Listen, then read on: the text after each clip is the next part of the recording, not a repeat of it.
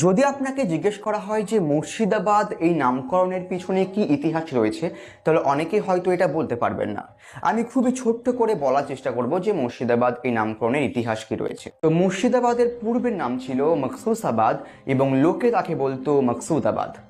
মকসুস খাঁ ছিলেন দিল্লির মোগল সম্রাট আকবরের রাজদরবারের ফৌজদার এবং তার ভাই সৈয়দ খাঁ ছিলেন বাংলার সুবাদার।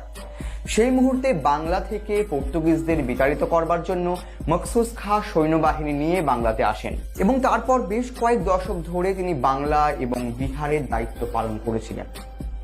সেই মুহূর্তে তিনি এখানে কিছু উন্নয়ন করেন, বিশ্রামগার নির্মাণ করেন এবং অবশেষে এই এলাকার নামকরণ করেন মকসুসাবাদ বা মকসুদাবাদ।